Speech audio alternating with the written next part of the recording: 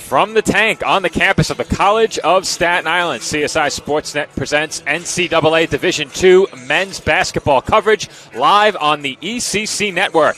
In today's conference matchup, the College of Staten Island Dolphins take on the Firebirds of the University of the District of Columbia. Good afternoon, everybody. My name is Joe Foreman, and for the first time this season, I am joined on the call by Sal Caruso, the intramurals coordinator here at the College of Staten Island. He and I did share the stage as a part of our last episode of the Dolphin Pod, the season finale of Season 3. That aired about 1 month ago during our pregame show. This is, of course, the McDonald's pregame show. And Sal, welcome to the broadcast for the first time this season. Joe, I appreciate it. Thank you so much for having me. I'm glad to be here, especially on Alumni Day for the men. We got some good matchups coming up. I can't wait to see the action start.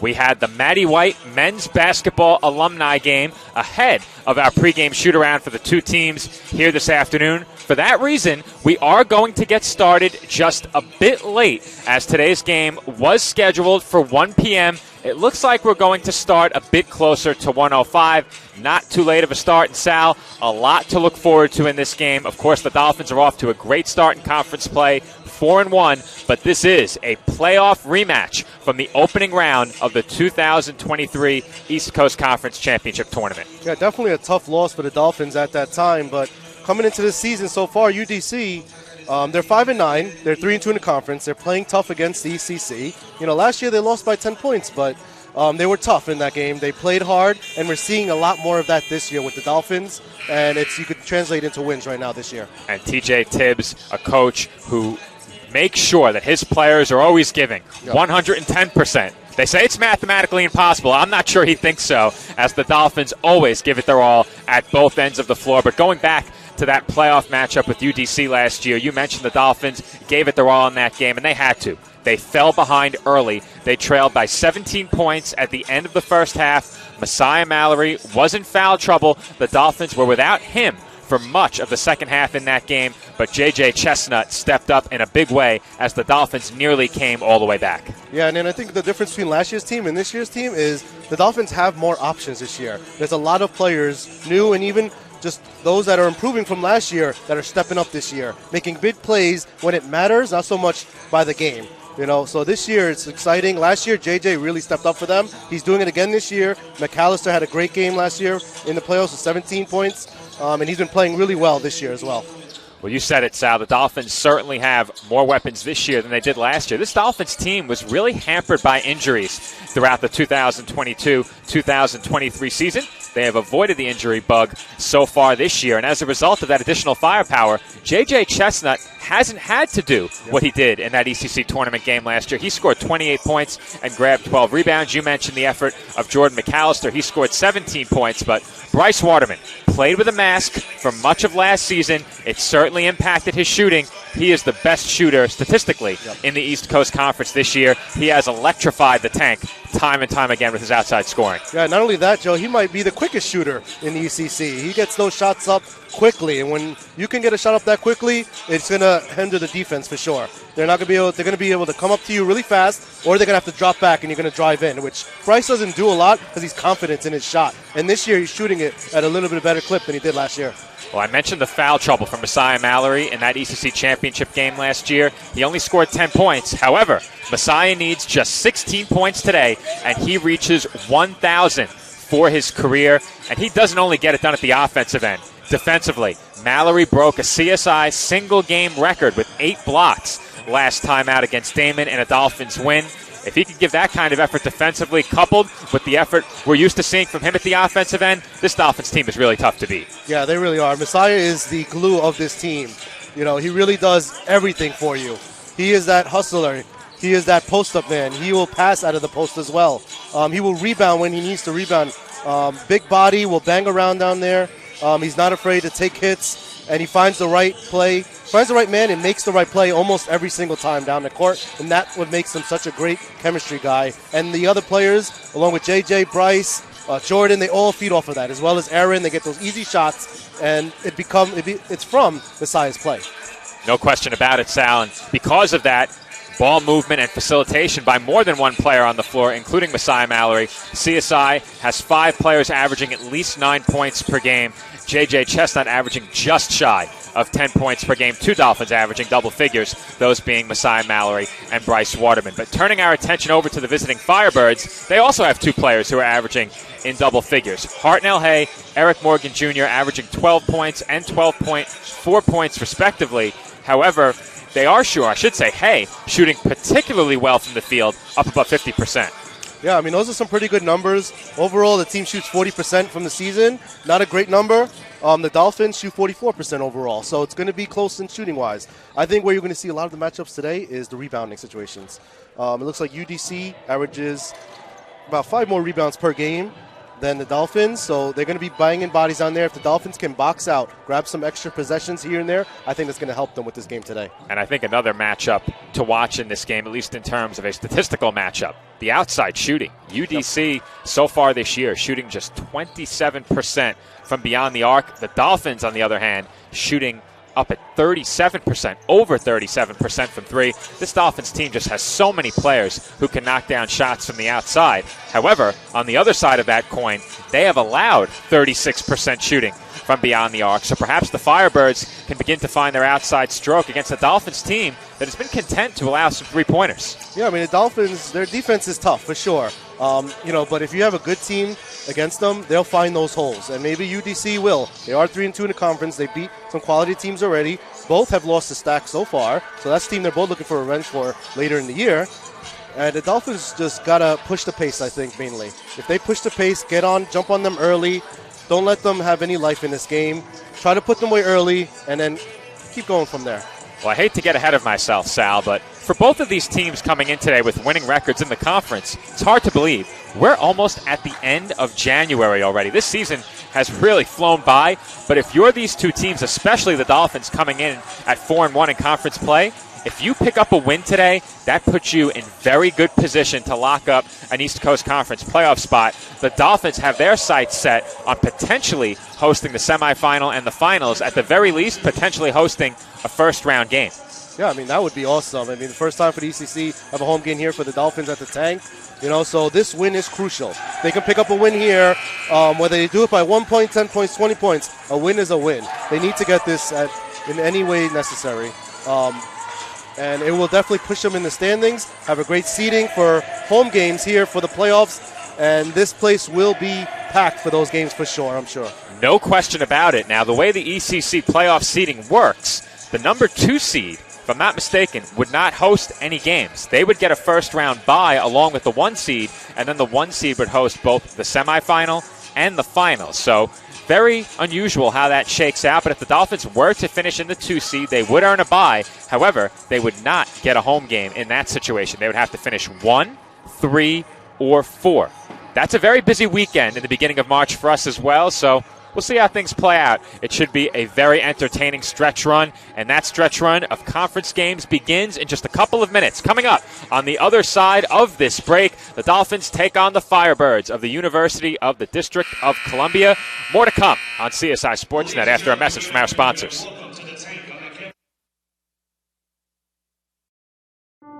Dear football. Dear gymnastics. Dear swimming. Dear rowing. Thank you. Thank you for being something that is more than just my sport. Thank you for giving us the opportunity to use our voices and take action. You have brought me to a place outside of my comfort zone, gave me an opportunity to live out my dream, and introduced me to my mentors, my role models, and most importantly, my family. You have given me many ups and downs and have been a love of mine since I was a little kid. You taught me to be relentless in the pursuit of excellence. It's never been easy, but it never was supposed to be. For me, gym represents home. It is a place that doesn't care what I look like, can make mistakes, shed tears, but still feel secure. Thank you for being my second home and guiding me in the right direction for pursuing, then obtaining my degree, which made me the first grandchild in my family to graduate from college. Basketball has led me on a journey where I've accumulated numerous life lessons to value relationships, practice integrity, and demonstrate commitment. You put a drive, a passion, a fire in me that can never be put out. The passion comes from knowing how hard I work and train and how ready I am to perform to my best ability, that I'm mentally and physically ready to go out and have some fun. Through the discomfort, failure, and pain comes victory, which after all, is only another lesson. Through you, I've matured mentally, physically, spiritually, and emotionally. and the lessons we've learned over the past 4 years will help us to be successful in the next stages of our lives. I have accomplished things that I never knew would be possible in my life, and for that, I thank you.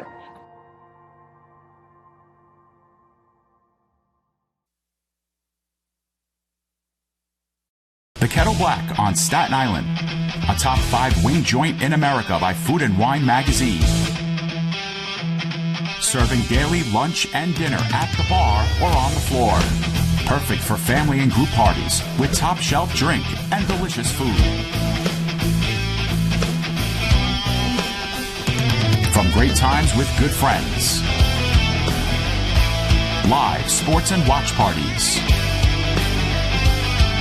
To Staten Island's hottest nightlife. The Kettle Black features live music and DJs weekly. The Kettle Black features daily and nightly food and drink specials. The best Staten Island has to offer is at the Kettle Black. We'll see you there at the Kettle Black, located on 415 Forest Avenue, Staten Island. And we are back from the tank. Joe Foreman rejoining you alongside Sal Caruso. Two of us will be with you on the call for both games today as the Dolphins host a conference doubleheader against the University of the District of Columbia. With just a few moments to go ahead of tip-off, it is now time for the Chi Aesthetics Med Spa and Wellness Center starting lineups, beginning first with the visiting Firebirds of the University of the District of Columbia. The starters for UDC: at forward, number 5, Hartnell Hay. At forward, number 13, Micah Campbell. At guard, 0, Eric Morgan Jr. At guard, number 3, Tevin Curtis. And at guard, number 10, Torin Portee. Starting lineup for the College of Staten Island: at forward, number 22, Bryce Waterman. At forward, number 23, Messiah Mallory. At guard, number 1, Jordan McAllister. At guard, number 3, JJ Chestnut. And at guard, number 21, Aaron Goldstein. Yeah, Joe, as we get ready here for this game to start, tip-off is about to begin.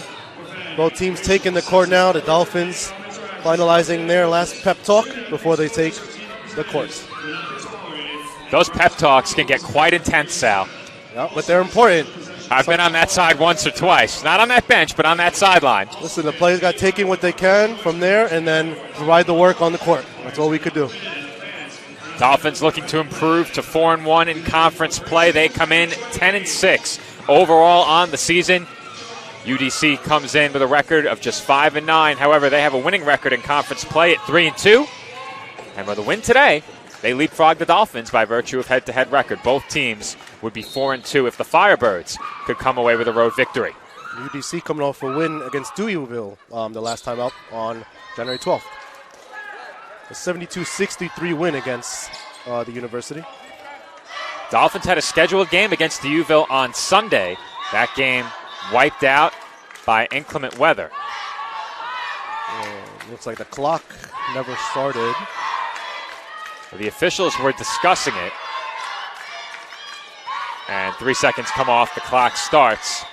UDC with possession first.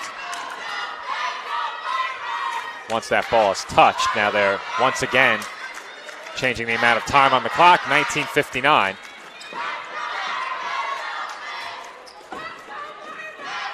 We have dueling chants right now, Sal. It's loud in here. We got one left side over here with the Firebirds. We got a right side of Dolphins. It's going to be one hell of a game. CSI cheer will not be vocally outmatched on this day. Nope, they never are usually. And I believe the Firebirds were whistled for throwing the inbound pass while stepping over the sideline. Huh. I mean, that's an unforced turnover there. You can't afford many of those in a game where you're definitely trying to play against the conference your best. All right. A bit of an unorthodox start to this game.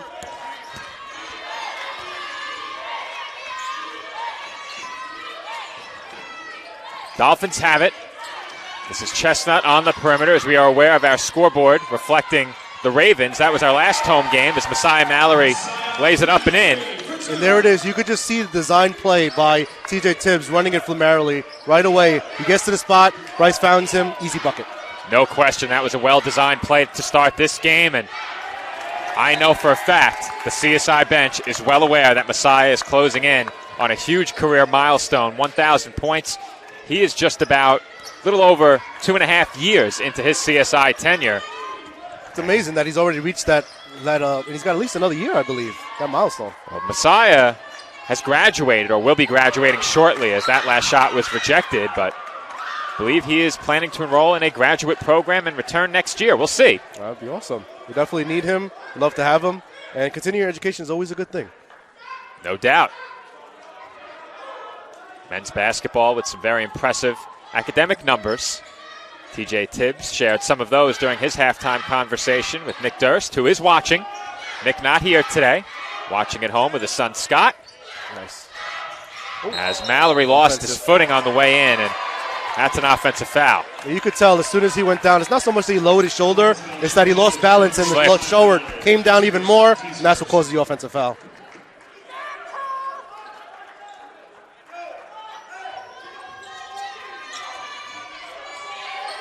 Firebirds have it. Just over 1 minute into this game. The Dolphins lead it 2-0 on the basket by Mallory, who is now 14 points away from 1,000. We'll be tracking that throughout the afternoon. That entry pass was mishandled. Good defense by the Dolphins. Active early hands. Looked like a good pass. Campbell just couldn't corral it. Waterman swings to Goldstein. And he gets the roll for three. Soft rim for the Dolphins to start. Up to a quick 5-0 lead. Well, Nick's not here, so I'll let everyone know that's as good as gold from downtown. As Goldstein pokes that ball away, Dolphins have it right back. I said at the beginning, if they get off to a hot start here, it might be tough for UDC to get back in. Chestnut backs in and finds McAllister. That mid-range shot a bit too strong. Rebound tipped by Chestnut and pulled in by Porti.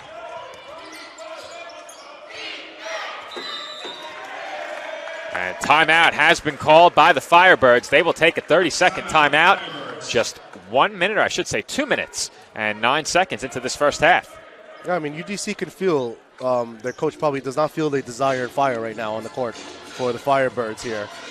He's probably looking to light a little bit under, you know what, for them to try to get back into this game quickly. It's only 5-0, but that can quickly turn to 7, to 10, to 12 very quickly. If they continue this sloppy play so far. We know this Dolphins team can fill it up at the offensive end and score points in bunches. CSI, dangerous from the outside, dangerous around the rim.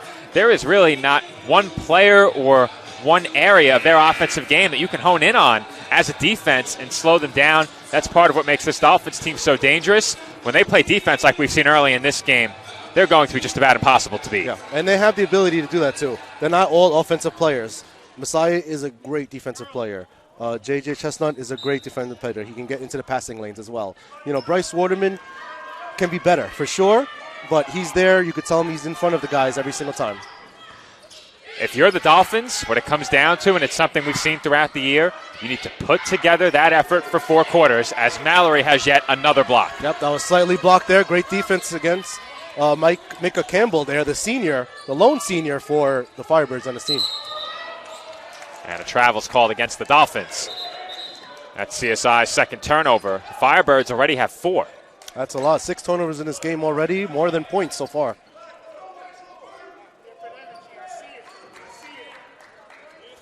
When the Dolphins have struggled at the offensive end, a lot of the time it has not been missed shots. It's been turnovers. Yep. Dolphins, as you mentioned during the pregame, Sal, shooting very well thus far on the season. Both are from the field in general and downtown at 37%. It's a high clip. 44-37 split, and I think the 44% is made that much more impressive by how many threes they take. Yes. Because they take a lot of threes. They do. They take a lot of threes. They live and die by the threes some games, but I think that's a game-by-game situation. If they're hitting them, they're going to keep taking them. If they see that they're not really falling that day, they're going to drive in a little bit. Left-handed hook will go. Nice move there by Tevin Curtis in traffic. Not a little move there by Tedis Curtis. He averages 10 points or close to 10 points per game. Step back by Waterman. Splash. Pure. Just pure water for Waterman. And that's a shot we know Bryce has in his repertoire. We've seen it a lot more this year.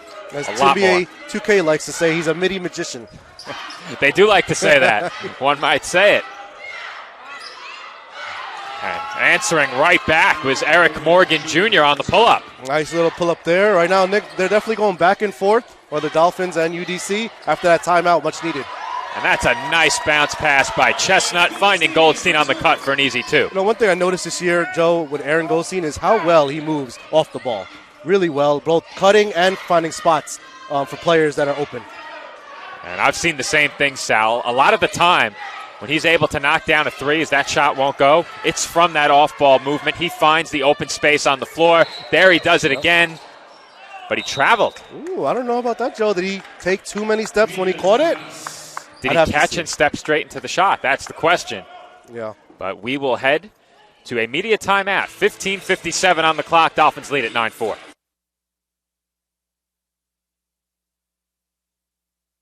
Chi Aesthetics Med Spa and Wellness Center. Our approach to beauty and wellness begins with a holistic plan tailored to the unique needs of our patients. When we consult with patients, we let them tell us what their problem is. We don't tell them what the issue is.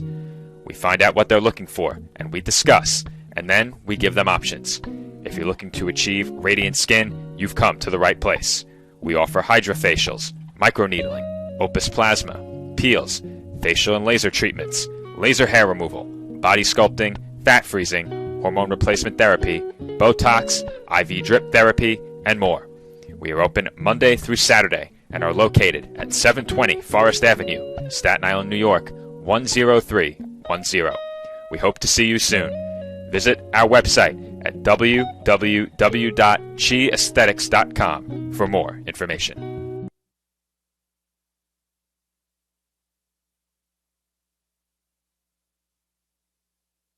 And we are back from the College of Staten Island with 15:57 on the clock in this first half. Dolphins off to a nice start. They lead it 9-4. Yeah, so far, nice little 9-4 lead. Though UDC did come back slightly after CSI took a 5-0 lead. That timeout really helped them out as they were a little bit more aggressive throughout that time. Well, the story early in this game, turnovers. Firebirds with 4, the Dolphins with 3. Dolphins shooting 4 of 6 from the field, have knocked down their lone 3-point attempt. Firebirds now have it, trailing by 5. This is Curtis. Curtis and Morgan Jr. with the 4 points for the Firebirds. This is Morgan Jr. top of the arc, and he travels. Yep, just moved his pivot just a little bit too much on that quick penetration drive. Vernon Simmons will check in for UDC. Morgan Jr. to the bench. Ron Simmons Jr.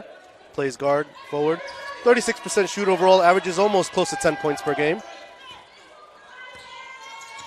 This is Chestnut. Over to Mallory, top of the arc. Waterman posting up, was calling for it. Picks up his dribble and kicks out to Clancy, who just checked in. Ball was poked away with 13 to shoot. Dolphins will inbound. Yeah, Clancy out there now, who's one of those players for the Dolphins who I guess you consider a role player, but he's a key role player. He knocks down those open shots when he gets them. I think it's fair to say that so far this year, Clancy's been the 6th man. Yes. And he's been a prolific outside shooter off the bench. Here he finds an open Goldstein for 3. No good. You can tell Goldstein rushed that shot there. It's a good closeout by UDC.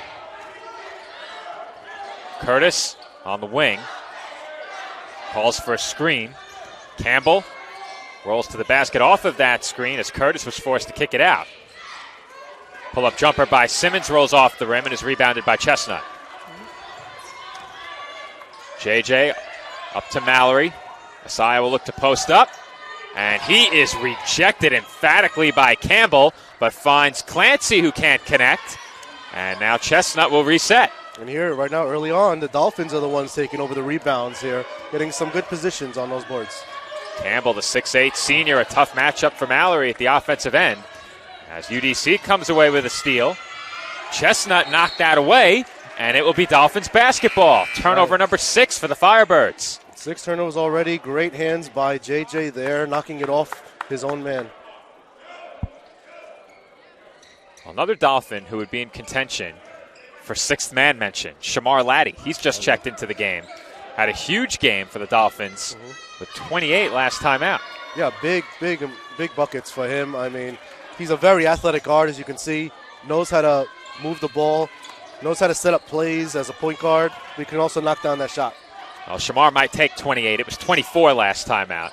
As he throws that one away, looking for Waterman. Curtis with another steal for the Firebirds. And he nearly throws it away. It's chased down by Hay in the corner. Curtis setting up the offense. Hands off to Hay on the wing, defended by Waterman. Pull-up jumper off back iron, rebounded by Laddie. That time, great D by Waterman, staying right in front of him. Waterman for three. Splash. It's that easy for Waterman. About less than a second after he grabbed it, he chucked that up there, but that went right through the nets. Bryce does not need much space, if any at all. Would you say his shot more with his wrists or his legs? He does jump pretty high. Yeah. He's got a strong wrist, I think. That flick of the wrist is what gets it up there so fast. It looks effortless. Yes. Oh, that was a travel. And you mentioned before during the pregame, has that very quick release. Shot fake, and the jumper by Holly Jr., no good. Good defensive effort so far for the Dolphins. Dolphins have been playing stifling defense so far. Laddie for three. Splash. That is great awareness by Laddie. He saw his man drop just a little bit, and he decided to pull up. You have the momentum. Those are the shots you take. Laddie does not typically attempt too many threes, but he was 3 of 5 in CSI's last game, as that shot was altered by Mallory, may have been blocked. Laddie looks to push now, and he's fouled. Yeah, the Dolphins are really giving it to the Firebirds right now. They might need another timeout soon here, though media should be coming up. Firebirds will make a pair of substitutions here. Porti back into the game, along with Elijah Crawford. Elijah Crawford is a junior.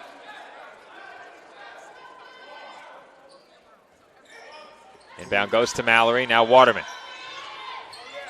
He finds Clancy for three. No good. Good possession, though. Got the look that they wanted. Dolphins got set very quickly off that inbound. And ooh, what is going on in that we're side? able to find a wide open three, as there was no travel call there, but Clancy strips the ball away. Here comes Laddie, out to Waterman for three. Splash! Ooh. And the Dolphins lead it by 14. And just like that, Joe, the Dolphins are giving everything to the Firebirds that they can handle right now. Just really great on the defense, great on the offense, great start overall. Well, we saw in the ECC playoffs last year, the Firebirds got off to a red-hot start. They had the Dolphins in an early hole. Today, it is CSI on top of UDC with 12:06 to go in the first half. Dolphins lead it 18-4.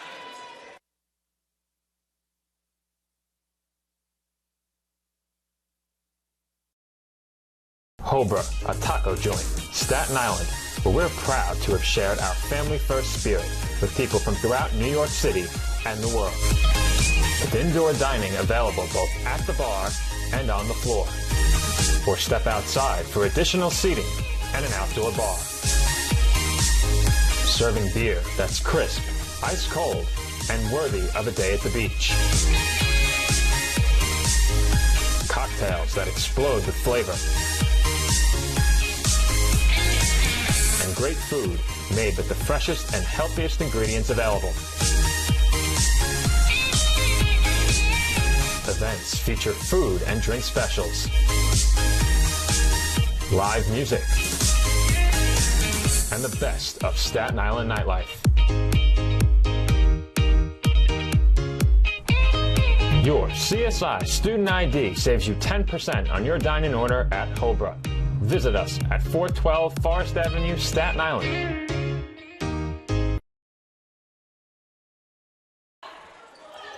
And we're back from the tank. Dolphins lead it by 14, just 8 minutes into this first half. Really great start defensively and offensively for the Dolphins.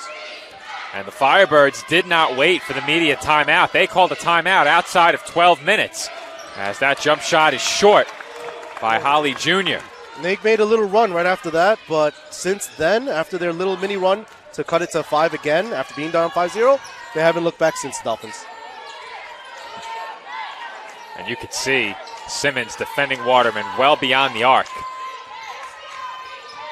This is Oyakanmi looking for Mallory, but passes off the mark. That time, just a miscommunication in terms of where Mallory's going to be, either pulling out to the 3 or driving in. It looks like Oyakanmi thought he might have pulled out for the 3-point. Well, about all that's gone right so far for the Firebirds as they've slowed down Messiah Mallory. He's 1 of 3 with 2 points. Not much else has gone right. Nope, those turnovers are not helping them. The coach is trying to put in as many different players as he can to change the momentum of this game. Well, we saw what this UDC team could do last year in the postseason as that rebound was nearly snatched away from Mallory. But unfortunately for Simmons, he ended up landing on the baseline. I'm not seeing a lot of major plays being run by the Firebirds. It's just a lot of person gets it, the player gets it, a couple of dribble steps, and then a jump shot here and there. It's very strange basketball right now they're playing. Oyakanmi, hands off for Clancy. Clancy was tied up, found Oyakanmi, and he nearly banked it in, but does not get the roll. Definitely did not call the bank there, but in basketball, the bank's always open. I was actually talking about this the other day. My father always told me the backboard is your friend. To which I said, you must not have many friends. As a foul is called against the Dolphins. The bottom of the net was my best friend. That's always everybody's best friend. That sound of the net swishing through is my friend, too. I sleep through that night. You were balling last week when we took the court here at the Tank. After hours, we got some pickup basketball in. No, I was not. That was terrible. You were not terrible. Once I crossed inside the three-point line, I was okay. My worst spot, the corner, I was knocking them down from there. I kept yelling at my left hand because I kept touching the ball when I shot. Our colleague Nick Durst, right-handed, shoots lefty. As that something. pull-up won't go. Rebound to Mallory.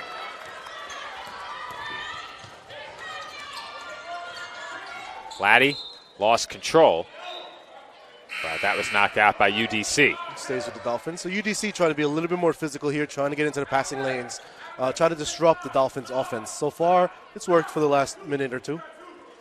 So I thought that the Firebirds called timeout outside of 12 minutes. It must have been mistaken, as that inbound was tipped, nearly stolen. Waterman catches it open. Short on the three. Price thought about it, doesn't think for long. Off back iron, no good. Oyakanmi had it, and it was taken away, but the save goes to Clancy. He is rejected. And here come the Firebirds. Curtis keeps it in. Curtis lobs it up, and it is thrown down by Simmons. Simmons got up to that one there. A very discombobulated play overall on that end. Dolphins had 3 different possessions. Couldn't score, and ended up with a fast break for UDC. Discombobulated, a vintage Clydism. As Laddie fakes and can't get the jump shot to go. Waterman chased it down. And that extra effort will earn the Dolphins another possession. Dolphins are scrappy right now. They're really moving their feet on the defense in every possession here. And if you're the Firebirds, you hope that fast break alley-oop dunk could be the play that gets you going and energizes the team a bit. Yeah, you definitely hope that's a momentum starter for you. You got to get a stop here on this end. And they do not. Another offensive rebound for the Dolphins. They are rebounding them 11-6.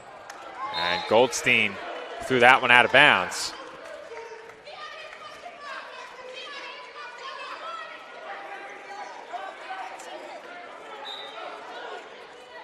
Dolphins petitioning that it should be their ball. Freshman Firebird Rujun Gray enters the game for UDC. Curtis will bring it up. Gray won. Hands off to Morgan Jr. Kick out, head fake by Gray. He will pull up, and that was a tough shot over Chestnut. Yeah, it was just a little bit cold just coming into the game. That's a nice pass by Clancy, and Oyakanmi banks it in. The patience by Oyakanmi to wait, to feel his defender so he doesn't get blocked. That was a bullet pass with the left hand by Chris Clancy. He's not just a shooter. No, he could definitely make plays. And not only can he make plays as a facilitator, but the effort that Clancy consistently gives defensively has been a big part of the Dolphins' success at that end of the floor. And you had Eric Morgan Jr. there score easily on the layup. He leads the Firebirds now with 4. Lefty layup by Chestnut, no good, and Clancy hustles in for the rebound and lays it in. Once again, the Dolphins hustling as that puts their lead up 22-8. Dolphins come away with another steal. Here comes Chestnut up the floor. Goldstein open in the corner. No good. And McAllister tipped that off of a Firebird. The Dolphins earn another extra possession. The Dolphins are really getting so many extra possessions here, and they're really taking advantage of them as well. There's definitely something going on in that spot over there. It's the third or fourth time that someone has slipped in that area. Yeah, offensive rebounding-wise, Dolphins are really leading charge 5-0 overall. It's hard to believe that the Dolphins only have 2 second chance points. Not capitalizing as much as they should, but sometimes on the turnovers they might be. Crossover by Chestnut, and he banks it in as he snatched the ball over the head of Curtis on the Euro step. That was a pretty play there. I mean, really tough play as well. Dolphins are leading in points off turnovers 8-2, and that's where they're getting their little bit of an edge. JJ was grimacing at the end of that play, looked a bit shaken up as Curtis knocks down the 3.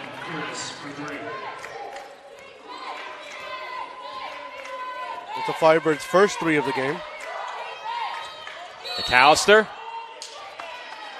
will have to wait as a whistle was called underneath. Loose ball foul, or I should say away from play foul, called on UDC, and that will send us to immediate timeout inside of 8 minutes remaining in the half. Bit of a low-scoring half so far. The Dolphins on the positive end of things, they have 24 to UDC's 11, 7:21 to go until halftime.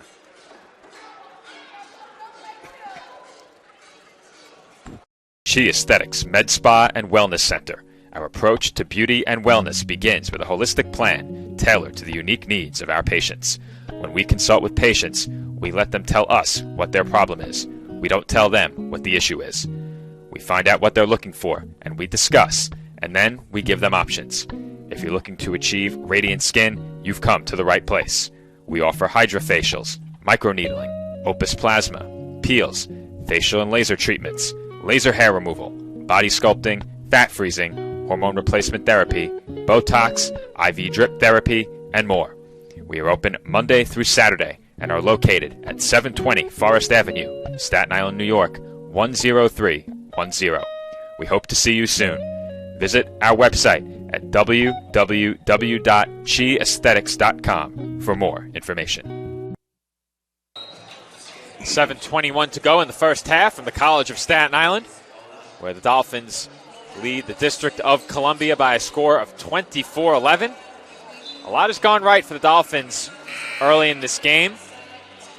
However, the blemish on their stat line right now, 6 turnovers, UDC with 9. So the Dolphins are winning the turnover battle. But we've seen players losing their footing just a bit. Some sloppy basketball in this game as well. A lot of turnovers in transition and simply losing control of the ball. Yeah, a little bit of a sloppy play on both sides here. Dolphins are making the most of it as well. JJ sneaks in there and a great pass on the inbound for the easy layup. Well, you know the Firebirds coaching staff not happy about that. No, you hate to see somebody get wide open, especially under the basket.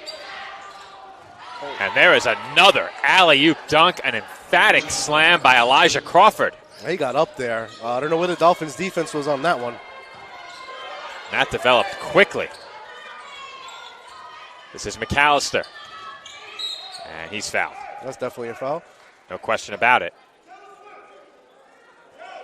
Good drive and recognition by Jordan. You know, basketball is a very simple game. You know, pick, roll, pick, pop, and you get the plays around you. And if you have the right players around you, the right team, the right chemistry, the right coach, everything works out in your favor most often than not. Well, the chemistry between these Dolphins has steadily been building throughout the season as we have another foul. But the spacing that this Dolphins team has the ability to play with is something that we can't overlook. Just about anyone who enters the game for CSI can shoot it and shoot it well. Yep. but they have players who can score from the three-point line in the paint, from mid-range. There's no resting for the defenses against the CSI team as the Dolphins turn it over again. He definitely got hit in the face there, but no foul was called, and the ball looks like it went off of Clancy's foot.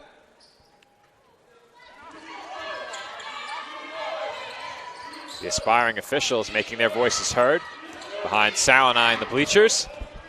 Always a vocal contingent. As the pull-up is off back iron, no good on the attempt by Simmons. Here comes Chestnut up the floor. Chestnut inside for McAllister. He's triple teamed, can't finish. Ball loose and pulled in by Curtis. Morgan Jr. deep 2. No good off the back rim. I'll tell you this, UDC gets up these shots pretty quickly. Eventually they're going to stop. They're going to start falling, so the Dolphins are going to need to just pull up on the defense a little bit more. Get your hand in there. This UDC team plays at a very high pace. And physical, too. They've had a few block shots here, and you can see they get up there, too, on the offense for an alley-oop. Mallory was off on that last 3 as Goldstein draws the foul on that drive. I don't like when Mallory takes too many threes. Here and there. If it's wide open, take it. The bench loves it. Of course they do. Well, his coach loves it, most importantly. Well, then that's important.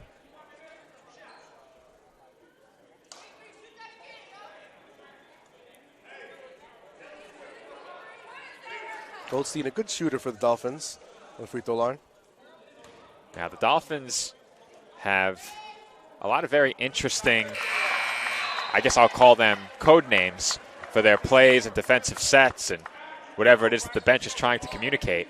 Pretty sure I just heard TJ Tibbs call out Taylor Swift. I wouldn't be surprised. Yes. I mean, I can only imagine what the play of a Taylor Swift would look like. But I won't begin to speculate. Yes. Though they did have a play Joe Foreman called in the game against UDC last year.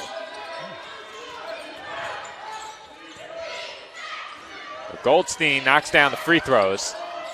Dolphin lead is back to 15. That's a really tough shot, defended well by Mallory inside. And we have another foul called against UDC. That's now the 6th team foul. You can tell Messiah was not happy there, as he felt like he got hit several times before they finally called it. Another Firebird substitution coming on as Charles Holly Jr. checks in.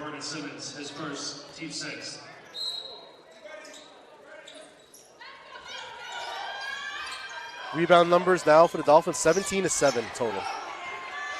UDC pressuring the inbound there. Dolphins do get it in. Under 5.5 to play in this first half. Fast-paced, high-octane first half. And Mallory knocks down the mid-range shot. And that's where you want Mallory at. From the free throw line, extended mid-range, although I am all for TJ and Messiah taking those threes when he's wide open.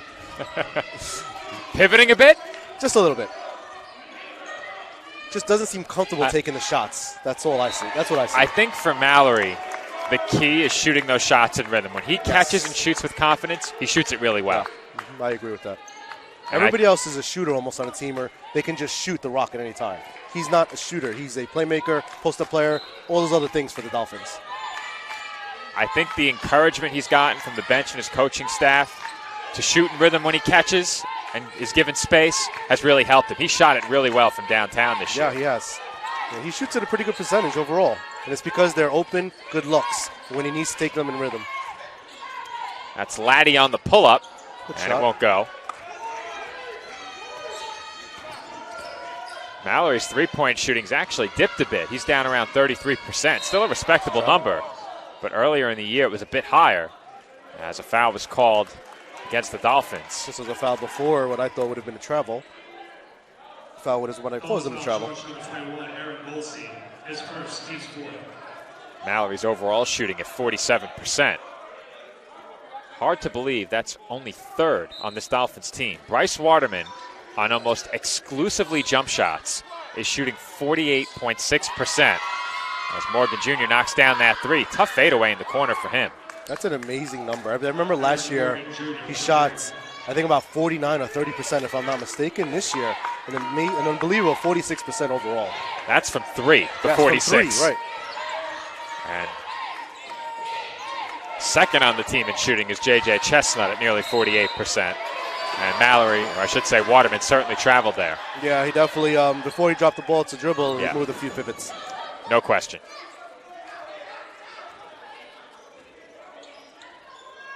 Neither team shooting above 40%. Two teams have now combined for 18 turnovers. And we have 4 minutes to go in this first half. Yeah, turnovers for both teams kind of balance themselves out. It's the rebounding and the shooting for the Dolphins that have them up in this game. Mallory whistled for the foul there as he will pick up his second. And that will send us to our final media timeout of this first half. So free throws for UDC on the other side of this short break. 3:51 to go until halftime. Dolphins lead it 30-16.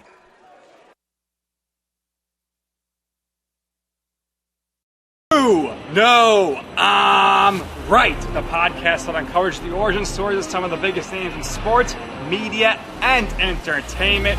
Nick Durst here along with Joe Calabrese. Here we are, 200 episodes later, about 150 episodes with guests, our friends, soon to be your friends. Well, it's pretty clear, Joe, that it's all about You Know I'm Right, the podcast. That's my You Know I'm Right moment.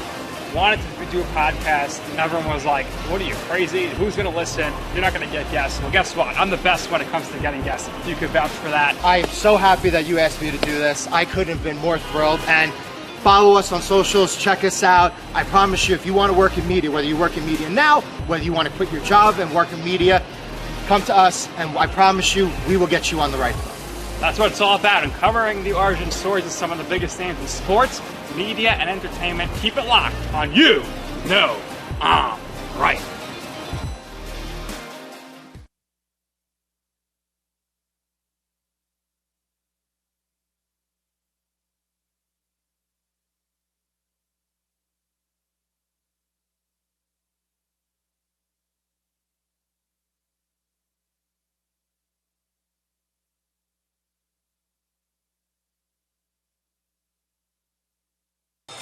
Under 4 minutes to play in this first half from the tank.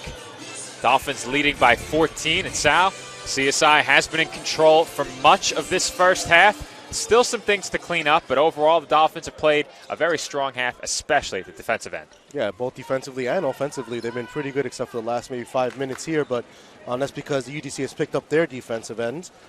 Free throws, though, here as UDC is taking their first two of the game. The Dolphins only have two so far. Overall, though, foul situation-wise, not many fouls.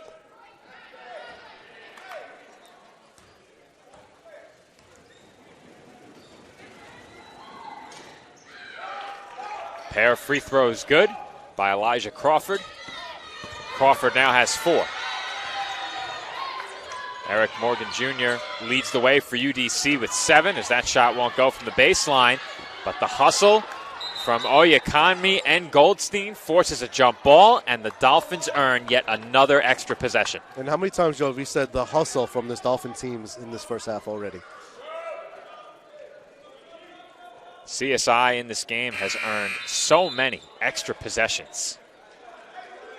And not all of those will appear in the second chance points column. Obviously, you won't score every time, but CSI thus far with 6 second chance points, UDC with a couple. Like you said, the story has been those turnovers 10-8 overall, 18 overall, but doesn't affect the game as it bounces those two out as the Dolphins are way ahead on other areas. And Oyekanmi will try the 3. Won't go. Well, UDC letting him shoot that. Oyekanmi obliged. And you can count that basket and 1. See there, Oyekanmi went up there for the block. And then as soon as he heard the whistle, he stopped trying to block it. I say you continue to block that shot. Unless it becomes a goaltend, it's a goaltend. But at least take away the chance of a 3-point play. Hartnell Hay converts through the contact. He was the second leading scorer for UDC when they met CSI in the postseason back in March of last year. I got to attend that game in person along with our athletic communications content creator, Marquise Pickering. That was quite the atmosphere, especially sitting right behind the Dolphins bench. I can imagine. Just like that, UDC back to within single digits. Yeah, chipping away slowly here, but a big shot there by Jordan McAllister, pulling up in the paint. And that's a big basket to slow the momentum for the Firebirds. And we've spoken about it on our broadcast time and time again this year. Closing out first halves has been problematic for the Dolphins this year. Yeah, that's an important thing to do. The last 2-3 minutes of the halves, you want to get good defensive stops and good possessions. Waterman given space, and he knocks it down. His shots don't even touch the rim, Joe. No. No, they don't. They go straight through that nylon. Bryce definitely does not have a friend in the backboard. Very rarely does a shot of his make contact with the glass, or the iron for that matter. And if he does, he's calling the bank anyway. That shot short off the front rim by Hartnell. Hey, here comes McAllister. McAllister goes down. No whistle there. That was a forced possession by McAllister. It looked like he may have lost his footing on the way in. Firebirds looked like they had numbers. And that three-pointer is good as Morgan Jr. knocks down another. Well, he's their leading scorer in the team, and he's doing it right now with 7 total points. 3 for 6 from the field, his first 3. Lesson number 1, using the split box, Sal. It's delayed. He has 10. I apologize. He has 10 points now. I've done it many times before I finally caught on. And Bryce Waterman cannot miss right now as he just flicks that shot up and somehow nothing but net. Nothing but net. He's got he's got that going today for sure. You could tell when he's off, and you could tell when he's on. He's on tonight. Looked like TJ Tibbs is about to join his team on the floor. Another good defensive possession by the Dolphins. And I believe that was Bryce, or was it Olakonmi who took the charge? Tough to tell from our angle. I was looking over at the Dolphins bench, to be honest. The official had to back TJ Tibbs up a bit. I believe like he was ready to Olakonmi. join them. It looks like he's touching his elbow there, so he probably was one that hit the floor and took that charge. And I said it before, the Dolphins at times have had issues closing out the first half of games. As soon as the Firebirds got to within 9, CSI responded, but Waterman was blocked on that last shot. Yeah, forced that one there. Good defense for the Firebirds. That's one way to make sure he doesn't score. Yep. That shot rattles out from beyond the arc on the attempt by Simmons. Clancy out to Waterman, deep 3. Splash. Splash is right, Joe. That ball is on fire right now for Bryce. Every single time it touches his hands. Well, Bryce had a quiet game in the conference tournament last year. He has not been quiet in this one. No, not whatsoever. His third. Well, I believe that's his 4th 3 already in the game. You're catching on. Yes, that is 4. Yep, there you go. 16 points. 16 total points for him. I mean, he's really just playing a very good brand of basketball today. I haven't seen this type of performance thus far this season. Well, as I said during the pregame, he is objectively the most efficient shooter in the ECC. I think that makes you the best shooter in the ECC. Yes, I think that's pretty much what it means. If he could keep that up in the postseason, boy, the Dolphins are going to be a tough team to beat. Dolphins last season, believe, finished in the 5th seed. It was either 5 or 6. I want to say 5. I think the women finished 6th. It might have been the other way around. It was 5th. As that free throw rattles in, Dolphin lead is 14. 2 free throws for Hartnell. Hey, 35 seconds to go in the half. Michael Oyekanmi in the game. Waterman way downtown. No good off the back rim. Tyler was beside himself. Tyler Clark, our engineer, as 2 attempts inside won't go. Once again, beautiful defense by the Dolphins. Dolphins will hold for the last shot. Smart.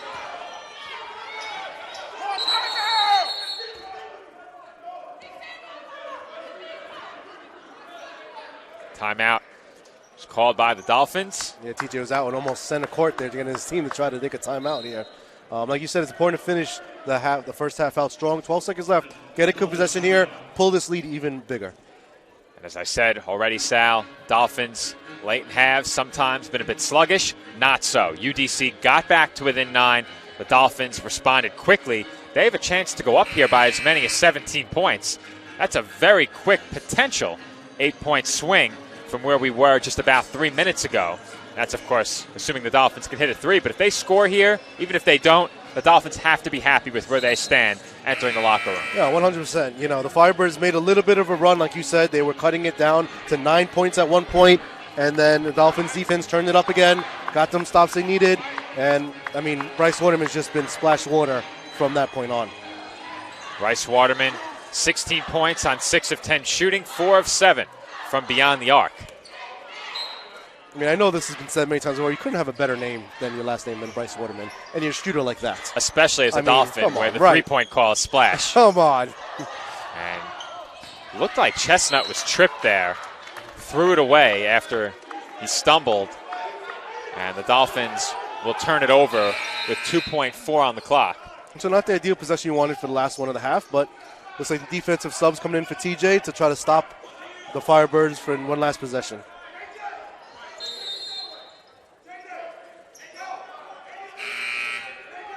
Well, I said it already. The Dolphins, if they led by 14, would be really happy with their position entering the locker room.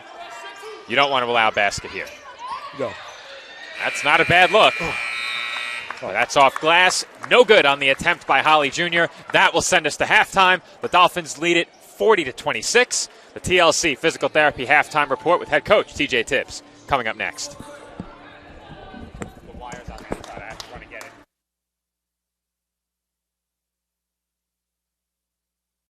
As a student athlete in college, I first got involved with the NCAA at the national level.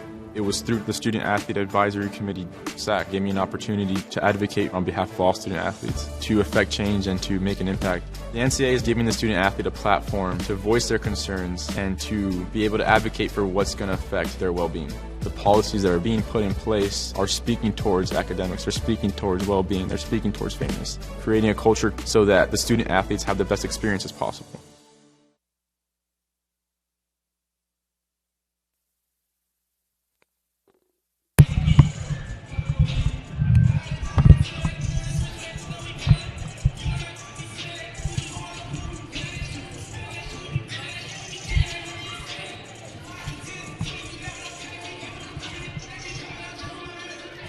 And we're courtside for the TLC Physical Therapy Halftime Report with men's basketball head coach TJ Tibbs. Coach, in the conference tournament last year, they jumped out to a big lead on you early. You returned the favor here today. What did you like that you saw from your team early in this game? I'm just playing hard and the ball goes in. You always look better when the ball goes in, right? The ball's moving, playing hard.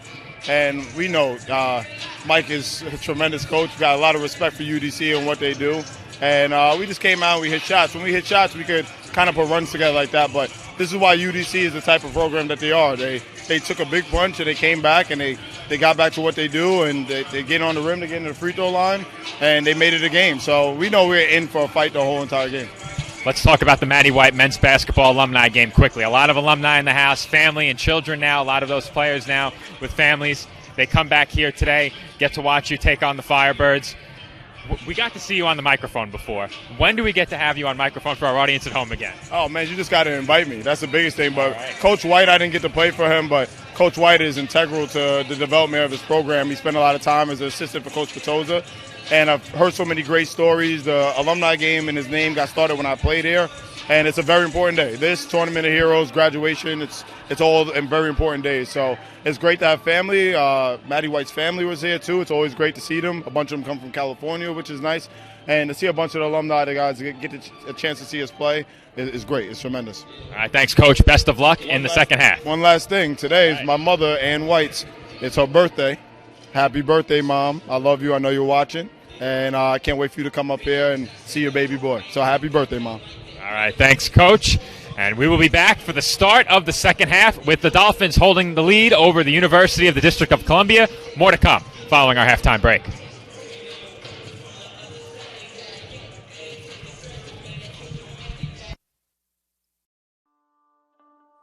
Basketball has a special place in my heart because of the experiences it has given me and the purpose I have found along the way. Basketball taught me that success doesn't require perfection. Rather, I should pursue excellence in everything that I do. Basketball has led me on a journey where I've accumulated numerous life lessons to value relationships, practice integrity, and demonstrate commitment. I've learned to welcome mistakes and not only accept adversity, but embrace it. It has the unique effect of eliciting talents in someone which would have otherwise lain dormant. It is something that builds character, an element that is essential to a player's growth and development. You sometimes wonder if all the mornings and late nights are really worth it. Then you look to your left and right, and you see your teammates beside you, and you know you're not alone. And it's comforting. When you're part of a team, there's a special joy in playing for something bigger than yourself. Basketball taught me how to embrace a community. Like music, it brings people together.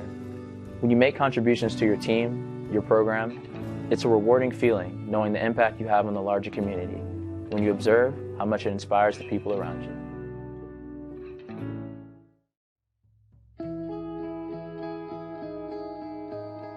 Dear basketball, I was only a few months old when I took my first photograph with a ball in my lap. From that moment on, you never left me. Growing up in a small village in upstate New York, 2 miles from the Canadian border, you were my constant go-to for fun and entertainment. No matter if there was 3 feet of snow or the sun was scorching hot, I always found a way to be with you as you brought me so much joy. As a child, you always had a way of bringing the neighborhood kids together. Every day we would find our way to the circular paved patio I had in my yard with an 8-foot rim nailed to a tree.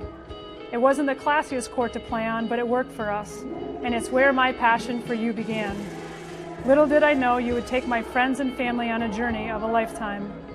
It was from you where I learned to be brave, courageous, and adventurous, that if I stuck with it through my moments of failure, disappointment, and heartache, I could achieve anything I put my mind to. Like attending Duke University on a full scholarship where I was able to surround myself in greatness both in the classroom and on the court. It is here where I truly learned how to step out of my comfort zone and discover what I was made of, refusing to let my insecurities and fears hold me back. Gail Gestencourse and her incredible staff, along with my teammates, gave me a family away from home that I could have never dreamt of as a little girl. The ACC championships, the NCAA tournaments, including the national championship game in 1999, cannot match the friendships and relationships I developed because of basketball. See, I find it to be the relationships that we develop through our sports participation that are in fact the most meaningful and memorable. Basketball, you have given me a life team that I can never repay you for. You have supplied me with a platform that allows me to give back, to inspire, motivate, and encourage individuals to go after their passions, to push through their failures, and be fearless in stepping out of their comfort zones. It was because of you I was able to start my first company with co-founder Colleen Healy from UConn Women's Basketball called Orca Leadership. Orca standing for opportunity, resilience, contribution, and accountability. All 4 pillars we learned from playing your game. Even further, we were able to start up our own academy called Beyond the Game Academy, helping athletes across the country reach their dreams. I could have never imagined this life, and I have you to thank. Thank you, basketball. The opportunities that basketball provided for me has been crazy. Being able to travel all over the world, to even a different country, just being able to meet so many different people and build so many different relationships has definitely just opened so many doors for me. Opportunities that basketball has provided me, just to meet a lot of people, travel a lot of places, around the world and also around the country. It's just, a great experience to make me a more well-rounded person. Just being able to learn from my teammates, learning really what sacrifice is about, learning about hard work, just being a part of a team, having that support group, having somebody that's there to support you no matter what. It's been great. Basketball has given me a lot of opportunities. Obviously, just traveling and coming here, this is special. And we went to Spain over the summer, and I had never been out the country before that, so it was special. And obviously, just giving me a free education. I mean, it's a big thing, and I'm glad basketball has been able to do it for me. It's provided a lot of opportunities, provided me to get a college degree, travel places that I never thought I would travel to, and just meet new people. I'd say basketball has just provided me with a variety of opportunities. I mean, just the connections that I made in the Purdue community, and kind of just growing as a player and as a person has. I'm definitely blessed and grateful to have all these opportunities. Dear basketball, since I was a kid, you have always been a way for me to clear my mind of everything going on in life and just have fun playing and competing. You led me to CNU, where I've become a part of a close-knit basketball family. You've let me build relationships with my brothers that not many people get to experience, and these relationships have been able to grow and will certainly last a lifetime. You have taught me that this sport is more than getting the best stats or winning the most games, but it's about enjoying the experience, making a difference in the community, and always competing at my highest level. Through great leadership from Coach K and other coaches, you have given me top-of-the-line resources to learn not only about the game, but about life and being a man of integrity and humility. I would not be the person I am today if it wasn't for you, and I am forever grateful for the lessons you have taught me and the memories that I will have for the rest of my life. College basketball has provided me with a platform to not only have fun on the court and be around some amazing teammates, but also kind of supplement academics with just another side of the Notre Dame experience, because sports are such an important part of the tradition there, and being a part of the Notre Dame sports tradition in any way is just an incredible honor. It's amazing. I mean, just being here all week, there's just so much recognition for such an amazing sport and such amazing teams that are here, and to be a part of that in any small way is just incredible, and I'm so lucky to be here. Just the value of determination, perseverance, and self-confidence in getting where you want to go in life. I've definitely learned a lot being around a team of such strong, inspiring women, and I can only hope to emulate there's talent on the basketball court in other parts of my life. I'm a computer science major in Notre Dame's College of Engineering, and I was really drawn to it because I've always kind of loved math and science, and it's a really fun way to apply problem-solving skills to different situations, especially in today's day and age where technology is becoming such an integral part of society. Just figuring out different ways I can contribute to that, I'm really excited to see where it'll take me in the future. I mean, I think just the general mindset of approaching something from how can I solve this in not only the best way but the most efficient way, because there's a big emphasis on that in a lot of my classes, and just kind of seeing how the sports world and the academic world can overlap, even with just the GPS things that we wear during practice to keep track of how hard we're working. Just the technology behind that is super interesting to me also. When I first came to campus, I was hoping to get involved in the women's basketball program in some way, and I applied to be a manager, and I thought that would be an awesome opportunity, super excited. And then I got an email about walk-on tryouts. I'm like, oh, this would be a great way to go meet other girls to play pickup with. I had no idea it would lead to any of this, trust me, but I'm so glad it has. And after that, that's how I met some of the women's basketball people and how I got connected to be a team manager for the program. So I started doing that first semester of my freshman year, and then, as you probably know the story, last year with the 4 ACL tears, they just needed another practice player kind of thing. So I turned from a manager to a walk-on and got the opportunity to go in some games, just help the team out any way I could, and that was an incredible ride, obviously ending with the championship last season, which was amazing. And then same thing this year, kind of just some injuries happened and they needed someone to step up. So, I mean, I'm here to be whatever they need me to be, and I'm so blessed to be a part of this program in any way. Kind of going between the manager and walk-on role, I mean, it is a different type of thing I'm doing, but it's still being around the same girls every day and just being around the team. And for me, that was such a valuable thing. And again, I guess my passion for basketball and how much I just love the sport kind of made that seem easy. Not really something I thought about a ton, just because every day it wasn't about what I could do. It was just about kind of getting out and playing the game I love every day and just being around it in any way. Basketball has given me everything in my life. It's given me a chance to get a college education. Gives my families to take trips to these cool tournaments we go to, and most importantly, my relationships with the people I've met throughout the years, and Coach Izzo down to my junior high coach. It's provided me with great relationships with teammates and guys that I'll be talking to for the rest of my life. Basketball has provided me with just obviously the education portion of it is huge, and also just the relationships I was able to build with my teammates, guys on different teams that go to my school, like the football team and the soccer team. There's also just the relationships that I'm able to build outside of, athletics, and I believe that's huge, just being able to go and meet new people, especially at a big university like Ohio State, and just kind of get your network around and just see the way different people think and react to things. I'd say basketball provided me with, the opportunity just to be around good people and meet people that can help me in life and give me a free education and be able to somewhat set myself up for a better life. It has offered me the opportunity to go to college, to leave my hometown, travel the world, build outstanding relationships and friendships. I'm forever grateful and a lot of gratitude to the game of basketball and to God for putting the basketball in my hands. So basketball has really blessed me a lot.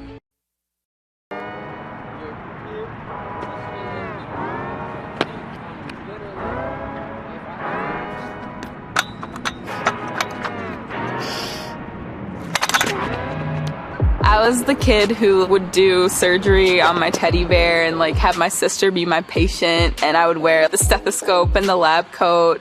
I was that kid. Wayne State Medical School has been my dream medical school since I was 5.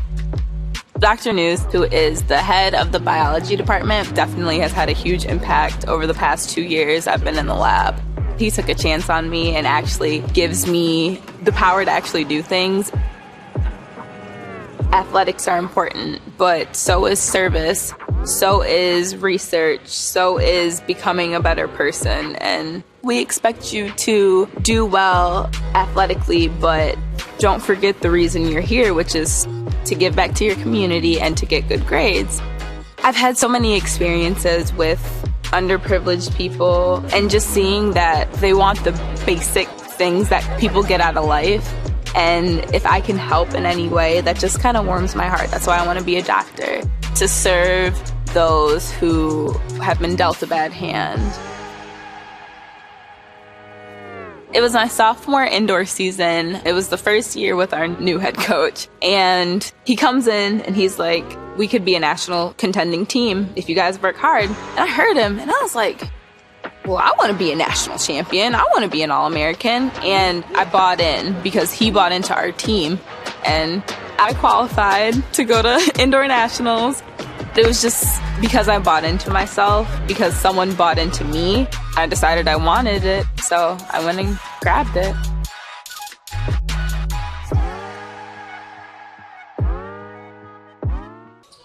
And we're back for the start of the second half with the Dolphins leading the Firebirds 40-26. Dolphins jumped out to an early 14-point lead, led 18-4. Their lead remains 14 with 20 minutes to play.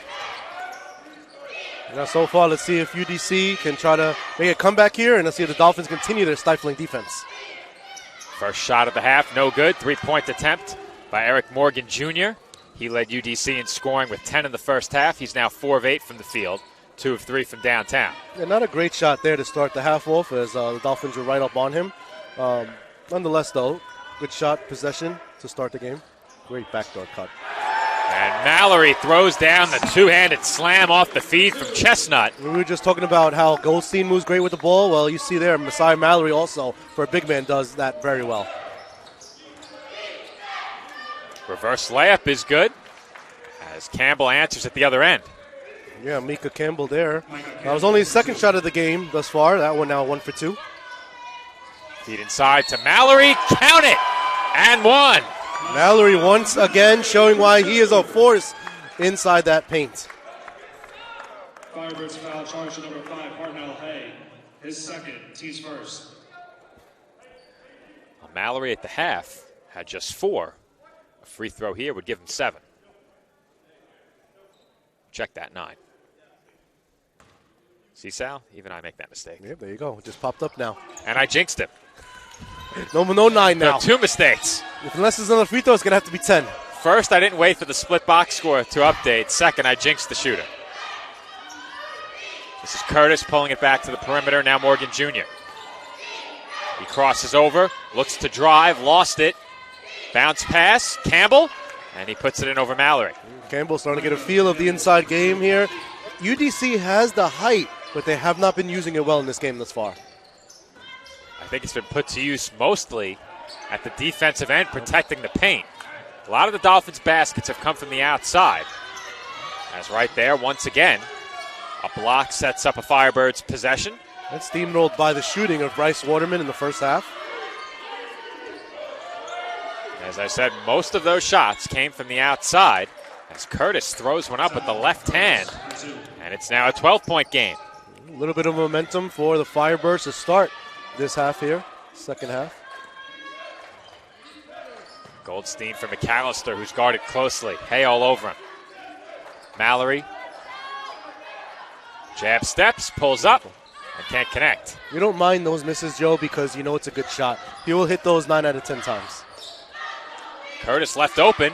Can't make the Dolphins pay as Mallory closed late. Looked like he may have gotten there to alter that shot just a bit. Aaron had an open shot for a second. Chestnut off the crossover. Lefty layup is good. It wasn't even a quick move where you could say, wow, he just blew by him. It was methodically. He got into the paint, used his feet work, and made the easy layup, and also just bodied out his defender.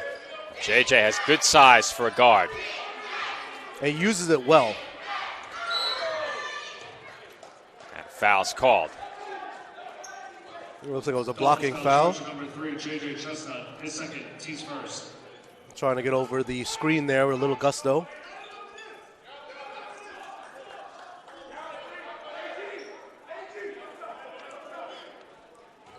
Firebirds will inbound from the sideline right along their own bench.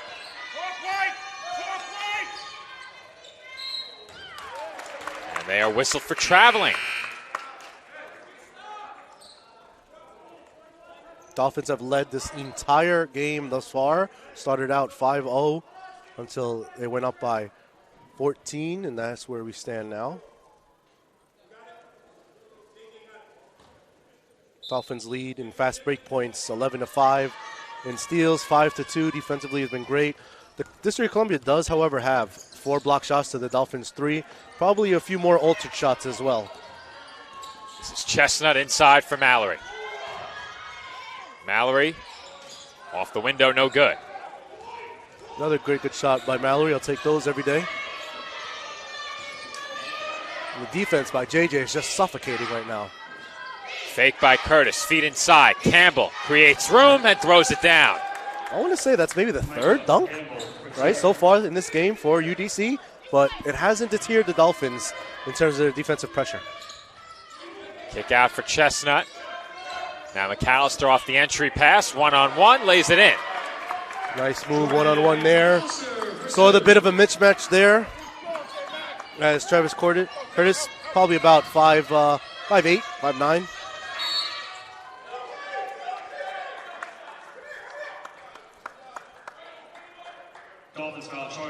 Right on the money, Sal, 5'9". Look at that. I'm pretty good with height. That information is on the roster. Oh, I know that. I did not look, though, whatsoever. I just looked at him Good and eye. I said, got to be about 5'8", 5'9". Because that's what I look like at a basketball court. Every once in a while, they might embellish. As Mallory wheeled in that long pass, hands off to Waterman. No good from 3. Could have been a call of foul, too. He's got his wrist after that.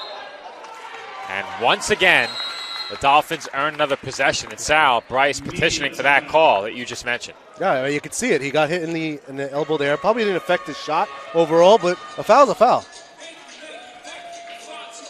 Coach T.J. Tibbs also speaking to the official about that last call, or no call, And as in you this know, case. As you know, Joe, I have intramurals in recreation, so I've refereed a few games here and there in my time, and I see those calls all the time.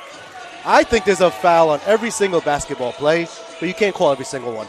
You got to call the ones that really alter and change that player's shot for the worse because of the foul, not because of the great defense. So what you're saying is we have both an umpire, Nick Durst, and a referee, and yourself, on our crew. Yes, this is true. Yep. All right. So we have some more officiating authority now. And I'm, for one, I've always yelled at the refs when I play on the court, too. So I see why the job is so hard, but I also don't understand why they're so blind sometimes.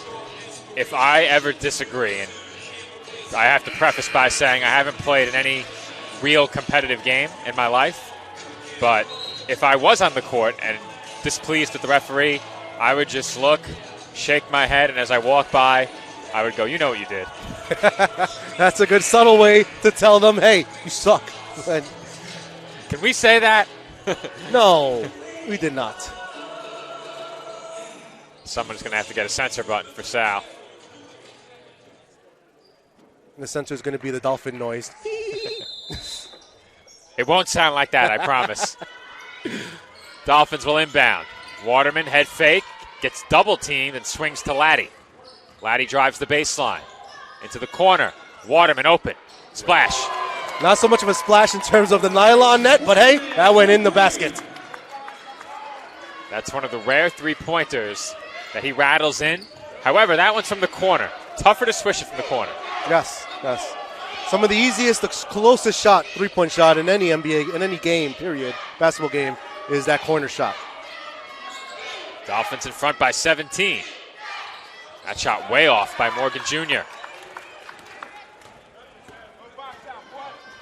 Goldstein. For McAllister, who backs in. It's got the height advantage. They cannot let Jordan play one-on-one in the post down there. And McAllister makes him pay, count the basket, and one. That was a sweet back-down move by Jordan McAllister there. He waited, took his time, felt the contact, went up with a little bit of a jump hook, has the height advantage, makes the shot, gets the foul.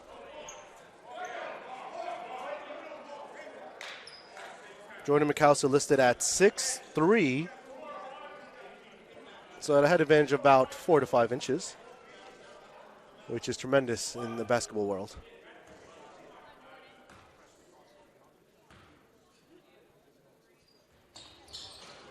And McAllister misses the free throw. Rare missed free throw. He's a really good shooter. He's knocked down to the floor after. That's a strong drive to the basket by Simmons, who banks it in. Yeah, very strong drive to the basket by Simmons there as he really hung up there for a little bit. And it will look like an easy shot for him once he was up there. No real defensive pressure. The crowd wants Mallory to shoot. And if the Dolphin lead remains large late in this game, there's an easy two. That was. I don't think he meant to pass it. He did not. He definitely did not. But nonetheless, it looked like a great pass right to him. But if the Dolphin lead is large late in this game, I think Mallory might get some shots up. Yeah, they'll just start chucking some up just so you can get those points, that 1,000 points today at home. That being said, the Dolphins are also home for their next game. So Mallory will get another chance to do it in front of the home crowd. He doesn't get there today. And if he doesn't get it today, chances are he will get it against Mercy next week. Yeah, I think he's going to get it today. Like you said, if this game gets any more out of hand in the next 3 to 4 minutes, he's going to just start taking some shots here. And I'm sure TJ might run some plays just for him to get those shots. We have 14-12 to go. Dolphins lead it by 17. Mallory is 6 points away from 1,000. So far, the second half started well for the Dolphins. UDC has played well, but the Dolphins is continuing to really just put the pressure on both ends. Spin jumper by Laddie, who's claiming he was hit. Inclined to agree with him. Yeah, it looked like he might have been. That's going to be a blocking, I would think, Joe. Nope, no? You'd be wrong. I was wrong, Joe. It looked like on my thing he was moving, but hey, I'm not an official. Let's get another look. Firebirds foul charge on number 10, Torrin Corti. His first, team's third. We have the benefit of replay over here. And once again, for some reason, our software wants to default to 1.5 speed. That's so we'll get a look at the next stoppage. Will Sal be vindicated? I will. Stay tuned and find out. Sal's adamant. Mallory knocks it down. He has 12. 4 points away from Messiah Mallory. 4 points to 1,000. Campbell is out of the game, and that gives Mallory a very favorable matchup. That time, he had Holly Jr. on him. I think that was off of a switch. And now Clancy's open in the corner. Nope. Way off. Rush that one. The 2 UDC defenders coming at him. Nice move again by Simmons to sidestep Goldstein on the Euro step. Where was Simmons in the first half for the Firebirds? Coming off the bench. He was 1 for 7 in the first half. Doing a much better job here in the second for his team, but his team is still down by 17. Firebirds foul charge number 2, Elijah Crawford. His second, team's fourth. The Firebirds, since the opening minutes, have been about a -3. It was 18-4. It's been a back-and-forth game since, but they can't put together that string of stops that they need to get back in it. Nope, they just haven't been able to because of the Dolphins' both execution on both ends of the floor. Here in the second half, the Dolphins done a good job protecting the ball. Oh! As Mallory throws it down over the arm of Simmons. What a pass by Bryce. For a second, I thought Bryce was putting that shot up, and instead he flicked the wrist for a beautiful inside pass to Messiah Mallory, and he knew exactly what to do with that one. Mallory has 14. The Dolphins lead it by 19. And Messiah is now 2 away from 1,000 career points. As that floater won't go. Clancy has it. It was poked away, but Clancy brings it in. Laddie out to Waterman for 3. No good. Tipped in the air and rebounded by Clancy. Goldstein in the corner. No good. Mallory on the putback. Won't get it to go, but Messiah will head to the line with a chance for 1,000 career points. So another 2 to 3 possessions there as UDC just cannot grab a rebound. And Messiah Mallory will go to the line for 2 shots here, and could you have 1,000 points here if he makes both. We're about 20 seconds away from immediate timeout. So I think Messiah will get a nice round of applause once the clock is stopped. 100%.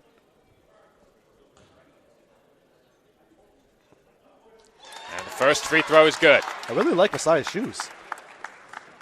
Really nice little pink design with some yellow stripes. Unique.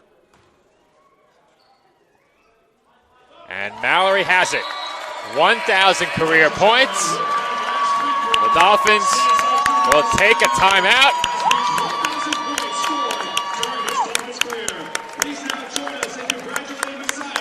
So the Dolphins did not take timeout. They subbed him out of the game so that he would get a nice round of applause. That's another way to do it as well. Yeah, Messiah, very stoic. You would never know that he scored his 1,000th career point as he left the floor. Barely celebrated at all. You know he's happy on the inside. I think he just cracked a smile. I caught him, Sal.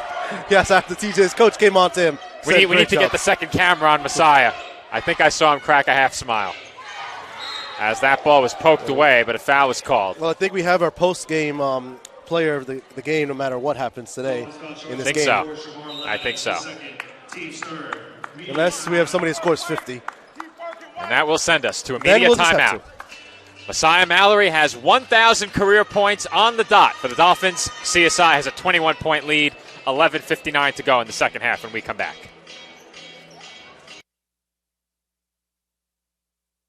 Chi Aesthetics Med Spa and Wellness Center. Our approach to beauty and wellness begins with a holistic plan tailored to the unique needs of our patients. When we consult with patients, we let them tell us what their problem is. We don't tell them what the issue is. We find out what they're looking for, and we discuss, and then we give them options. If you're looking to achieve radiant skin, you've come to the right place. We offer hydrofacials, microneedling, Opus Plasma, peels, facial and laser treatments, laser hair removal, body sculpting, fat freezing, hormone replacement therapy, Botox, IV drip therapy, and more. We are open Monday through Saturday and are located at 720 Forest Avenue, Staten Island, New York, 10310. We hope to see you soon. Visit our website at www.chiaesthetics.com for more information. All right, Sal, we have some business to attend to. Tyler has the replay of the foul queued up. Let's see if you're vindicated.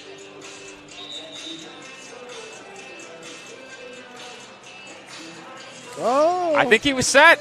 Yeah, in that replay, he looks like he was set. I was wrong. And that's why Sal is not a paid official. Right, exactly. So technically, you're on the clock. You are a paid official. Oh, yeah. I guess I'm always on the clock, technically. So am I. Phone is always on. As we have a whistle. And a foul was called against Adelaide Oyekanmi. Nick doing a great job on the PA over there.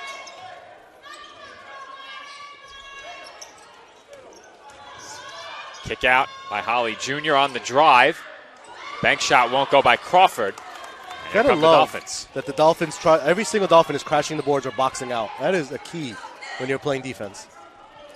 No question, the Dolphins with an 11 rebound advantage thus far, 32-21 on the glass. Kick out to Goldstein, open three. Splash. Another three for the Dolphins. That is their second of this half. Fadeaway won't go. Bit short by Holly Jr. Goldstein up the floor. Drops it off for Laddie. Big crossover by Laddie. And he lays it in with the left hand. That basket will count as a goaltend was called. Joe, he left Simmons there in another planet. That was a nice move by Laddie, who immediately heads over to the Dolphins bench. Luis Armas and J.J. Chestnut into the game. Luis Armas not getting much playing time this year. Was a vital player last year for them as well. He was a huge part of what the Dolphins accomplished last season. And we spoke about it during the pregame. The Dolphins have added a lot of new pieces, and I think he's been the player that's been suffering the most in terms of minutes played. Yes. Well, I know Tibbs values him so much as a practice player and what he can do on the court when he is out there. That layup will go. Tevin Curtis for 2. And he cuts the lead to 24. He's a very big team guy as well, from what I've heard. McAllister lost it, but it will stay with the Dolphins. You can kind of tell the body language from the Firebirds here. They're kind of giving up in this game. I mean, I don't see much fire desire here to try to come back and win this game. Dolphins are up big, 24 points already, largest of the game. Well, I think it's fair to say that the Dolphins are making a big statement in this game. Oh, yeah. As Clancy knocks down another 3, but we knew, having watched this Dolphins team all season long to this point, that this Dolphins team is not the same team that faced UDC last year. Nope. But the Firebirds are now seeing that firsthand, and they will meet UDC again, I believe, next weekend. Yeah, I believe you're right. Yeah. So the Firebirds will get another crack at revenge. the Dolphins in short order. I'll have to double check that, but I'm fairly certain that's the case. This is Chestnut inside for McAllister. Armas left open, and it rattles out. Good shot by Armas there. The Dolphins don't face UDC until Saturday, February 17th. So I was a bit off. So, yeah, a month off. Though I do think the men's and women's team visited UDC at 2 different points in the season. I could have sworn there was a scheduling oddity. But that apparently is not the case. The women are also there on the 17th.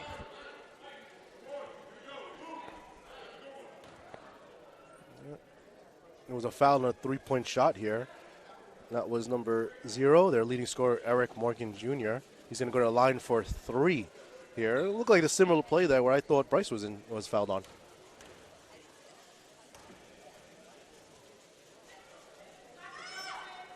And the first free throw is good.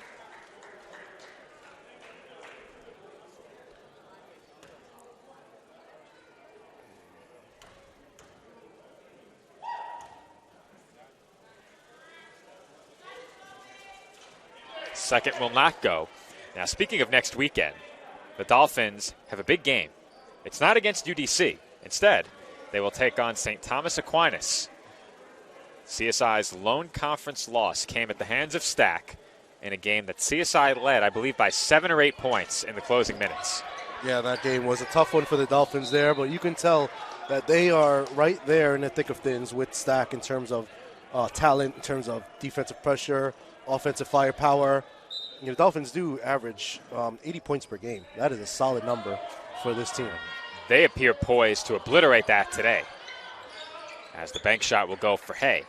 Parnell Hay for 2. Of course, stay tuned here on CSI Sportsnet, as coming up next, women's basketball against UDC. Dolphins will take on the Firebirds. That tip-off was originally scheduled for 3 p.m. That is not happening. It's already 2:30, Joe, and we still have 9 minutes to go in this one. 3 p.m. is not happening. I would guess 3:15. Yeah. Bounce pass inside, went to Oyekanmi. He was tied up. Chestnut will try the 3. It rattles out. And, Joe, once again, another 2 to 3 possession. And McAllister has been simply unstoppable in the post today. The Dolphins, period, have been unstoppable. No matter who touches the ball, in or out this game, they have been on fire. It's one of the best games I've seen so far this season for them on both ends. And you mentioned the physicality the Firebirds been playing with. The Dolphins have handled that really well at the offensive end of the floor. They lead by 24. We have 9 minutes to go from the tank.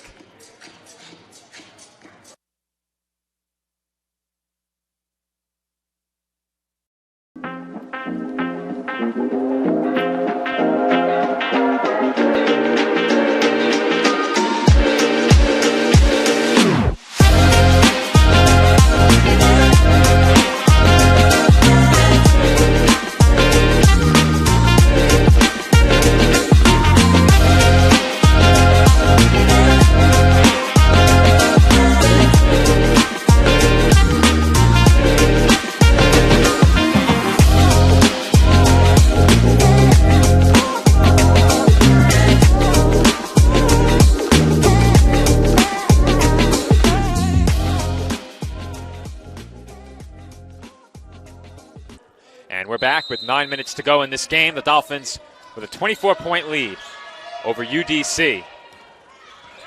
And the Dolphins right now looking poised to move to 5-1 in conference play, barring a huge late comeback by the Firebirds. And another alley-oop attempt by the Firebirds there. That would have been their third if they made it. Like I said, the physicality and the height of this team is not really bothering the Dolphins. They're really taking it well. And both teams have been playing well above the rim in this game. We've seen a lot of dunks. You mentioned the alley-oop attempts, even some putbacks. And even the second half, though, both teams shooting over 50%. But yet the Dolphins are up by 10 more in this half. And it's because of the number of possessions they got. Again, this half, 6 offensive rebounds, if I'm correct, in the half. Well, early in the game, the Dolphins had a lot of second chances. Only had a couple of second chance points. That totals up to 15 now. So those points really beginning to show on the stat line. As Armas was short on the three, it got caught up near the shot clock. Almost, this guy's got to get into rhythm here, get in the flow of the game. It's tough to do when you don't play too much during the season. For a player like Armas, who last year was a rhythm shooter, often spotting up, catching and shooting, even did some good work off the dribble throughout the year. So he's a smart basketball player. You said it. It is tough to get the amount of minutes he's gotten and continue to maintain that shooting rhythm. Yep.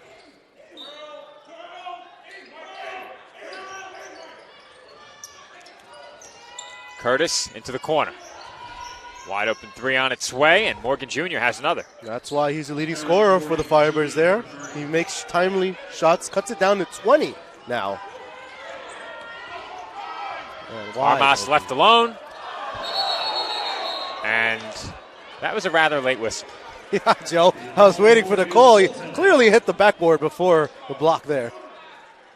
I was a bit perplexed for about 2 seconds there. Sal immediately sprung into referee mode. He was pointing. Not sure if that was referee mode or just player mode reaction. That was pure instinct. Also, I have a bone to pick with you. You injured my camera operator as that shot's rattled in by Curtis. On one of your drives during our pickup game, you elbowed Pat in the clavicle. Did I? And he has at least a deep bone bruise. It's been hurting since. Oh, my God. I did not know I elbowed him. So, if he's listening, I apologize. If our camera work is a little shaky, that's because Pat is dealing with an injury, operating the camera with one arm. If you're listening, I apologize. He's not listening. You can apologize to him in person in between games. As we'll head to another media timeout. 7:48 to go, second half. Dolphins lead it, 75-53. The Kettle Black on Staten Island, a top 5 wing joint in America by Food and Wine magazine. Serving daily lunch and dinner at the bar or on the floor. Perfect for family and group parties with top shelf drink and delicious food. From great times with good friends. Live sports and watch parties. To Staten Island's hottest nightlife. The Kettle Black features live music and DJs weekly. The Kettle Black features daily and nightly food and drink specials. The best Staten Island has to offer is at the Kettle Black. We'll see you there at the Kettle Black, located on 415 Forest Avenue, Staten Island.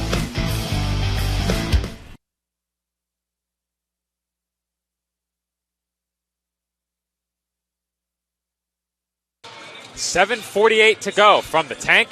Dolphins with a 22-point lead over the University of the District of Columbia. Leading the way for CSI is Bryce Waterman with 19.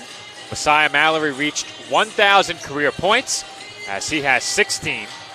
And I think there's a very real chance that we don't see either of them again in this game unless UDC is able to make this score a bit more interesting. Yeah, I was just about to mention that, Joe. You'd probably no reason for Mallory to come back in. No reason for Bryce to come back in with this lead right now. Unless the lead gets down to the single digits, maybe I put them in. But Dolphins, the way they've been playing today, I don't see that happening. Free throw too strong. One more coming for Morgan Jr. Taking a quick look through CSI's schedule for the men, most of their games have been close since about mid-December. So the Dolphins, outside of the holiday recess, as Oyakonmi shocked me attempting that dunk. He nearly electrified the building, as you can count that basket and one for Hartnell Hay. If he got that down, this place would have hit the roof. I need to be a bit more careful during this press. Oyakonmi was waiting up there all alone and nearly threw down a massive one-handed dunk. But his hand was so above that rim, it was ridiculous. Even at my peak, I could not jump that high. No. Even with a trampoline, probably not. And once upon a time, Joe, I was able to clap the backboard very proudly with my left hand. That doesn't happen anymore. Yeah, to get that high, today I might not get there with a trampoline. But back in high school, I jumped really well. You're going to have to get a trampoline for Danny the Dolphin. Maybe he can do one of those little flip moves on there. Do we trust anybody in that suit to successfully dunk? I don't trust dunk? the suit itself. The head will fly off if he does that. I guarantee you. We can find a way to anchor the head on the suit. I'll put the suit on. The pants might be a little short. Yeah, probably. A little bit. They still won't know it's me. No, it'll be fine. They'll figure it's a tall guy, though, if his legs are hanging out of the suit. Well, Jordan Young has been in the suit before, way back when. With the legs like floodwater pants? No, I mean, one of the pictures of him throwing out the first pitch, that was Jordan Young throwing the first pitch to Staten Island Yankees way back when. Yep, interesting. That was Jordan Young. Okay, so I can fit in the suit. Yeah. All right. I have to try it on one day. Now, you and I came up with an idea, this is a while back, for a series of short vignettes. This is Sportsnet. Yes. And one of them was mascot training with Marquise and I, where we have multiple Dolphin suits. He and I would each take a suit, but we'd mismatch the heads, and we couldn't be a mascot was the point. So we should stick to our regular jobs. Gotcha. That's funny. But that was a nice idea we had. Any excuse to try on the Dolphin suit. I've never tried it on before.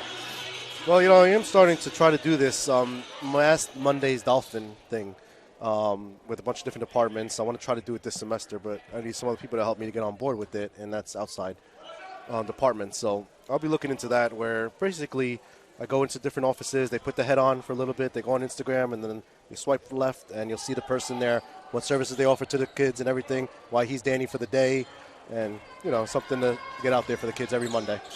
Sounds like a job for our newest colleague here at CSI, Nick Durst, coordinating CSI's social media. Yeah, I might work with him, actually, if that does happen. It has happened. He is officially in that position. Good. Met with Marquise and I in an official capacity last week. Very nice. Everything interconnected, as Laddie will try a three, and he knocks it down. This Dolphin team has so many pieces, and they're so dangerous in so many different ways.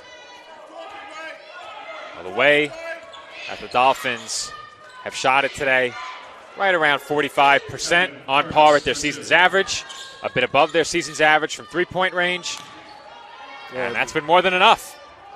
As McAllister around the basket has been unstoppable.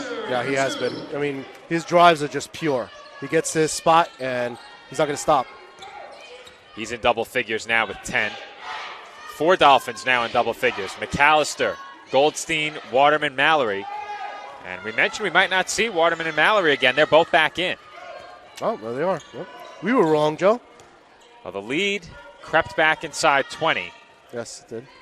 So perhaps that had something to do with it, but perhaps they had some more minutes to burn as Laddie tries a deep three and buries it. Just the weapons on this team, including Laddie, who's coming off a hot shooting as well. This team, both teams in this half are shooting well over 50%. In fact, the Firebirds are shooting 60% in this second half. Early this year, Laddie played a game more inside out where he would penetrate and then find the open man. He's becoming a huge outside threat for this Dolphins team, adding another name to that list of Dolphin shooters. Yeah, you can tell this confidence from that was a deep shot. As soon as he had a little bit of space, he let it fly, and it was pure. That was Waterman range. Yep. With so many Dolphins playing so well today, Goldstein hasn't had to do much, and he's been a vital part of their offense. One of the 4 Dolphins in double figures, as I mentioned. J.J. Chestnut has 6, and with that last shot, Shamar Laddie makes it 5 Dolphins in double figures. He now has 11. So if you're CSI and you're getting 5 players to score at least 10 points, typically the result will be positive. Yes, every single time almost. You know, especially it also depends on how well you shoot that game particularly, but nonetheless, you got players who can put up points, and which is why they are averaging 80 points per game this season. Trying to do a quick tally. The Dolphins, I believe, have used 10 players in this game. So 5 of the 10 have scored in double figures. You'll take that every single time. Foul, charge number 21, Charles Holly Jr. His first, team's fifth.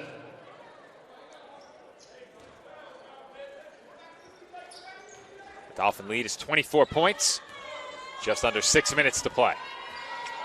Largest, I believe that was, for the game. We have that number as well. Yep.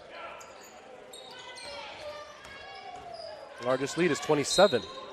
And McAllister draws the foul.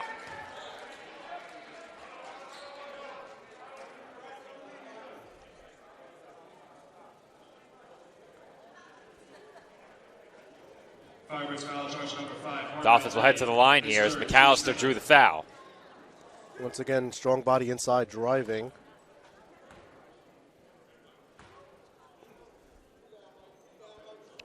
That free throw is good. We've seen quite a few fouls in the second half. It slowed down the game just a bit.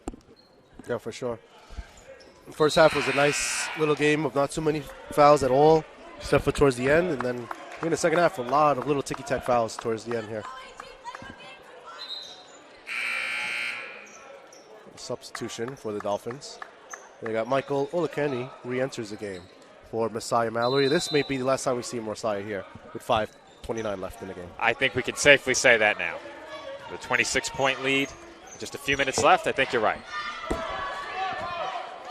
Oh, feels nice to be right once in a while. I'd say I'm never wrong, but I was wrong on this broadcast, so I can't say that right now.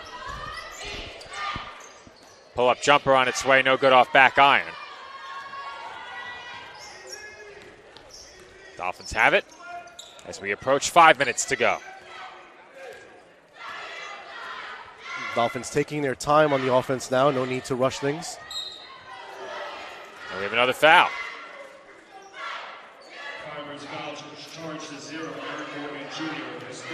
Eric Morgan Jr. did not think that was a foul. Might have thought that he might have sold that one a bit. Unfortunately today, that is an essential part of any player's game. Oh yeah, selling the calls for sure.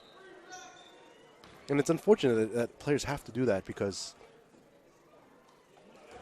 sometimes the referees just don't see it. You know, so if you react, maybe they'll see it. At least that's what I've seen lately in a lot of players playing basketball. In the pros, if you're a star and you sell well, you're going to get more calls than not. Most of the time, yes.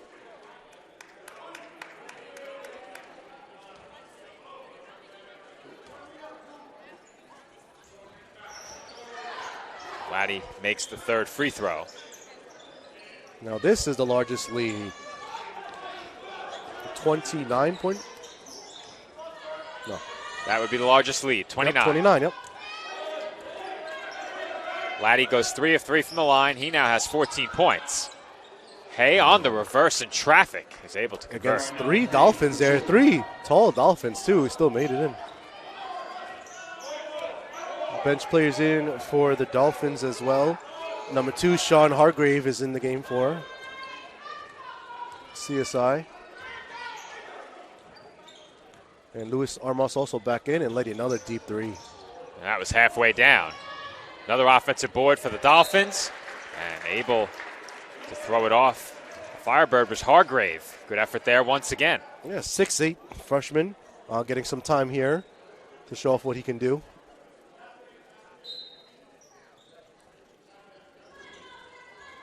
Laddie up top for Armas. Gets it back. McAllister once again isolated in the post. Backs in, goes up, banks it in, but he traveled. And they call it travel, yep. We didn't really see a travel there, Joe, but he might have moved his pivot on that second spin move there. So The Dolphins turn it over. 4 minutes to play. As I mentioned before, a bit earlier in the half, the Dolphins really cleaned up their play in the second half. And that's reflected on the scoreboard as Morgan Jr. converts through the contact. And that will send us to our final media timeout. 3:52 on the clock. Dolphins lead it by 25. Media timeout. No, I'm right. The podcast that uncovers the origin stories of some of the biggest names in sports, media, and entertainment. Nick Durst here along with Joe Calabrese. Here we are, 200 episodes later, about 150 episodes with guests, our friends, soon to be your friends. Well, it's pretty clear, Joe, that it's all about You Know I'm Right, the podcast. That's my You Know I'm Right moment. Wanted to do a podcast, and everyone was like, what are you, crazy? Who's going to listen? You're not going to get guests. Well, guess what? I'm the best when it comes to getting guests. You could vouch for that. I am so happy that you asked me to do this. I couldn't have been more thrilled. And follow us on socials. Check us out. I promise you, if you want to work in media, whether you work in media now, whether you want to quit your job and work in media, come to us, and I promise you, we will get you on the right foot. That's what it's all about, uncovering the origin stories of some of the biggest names in sports, media, and entertainment. Keep it locked on You Know I'm Right.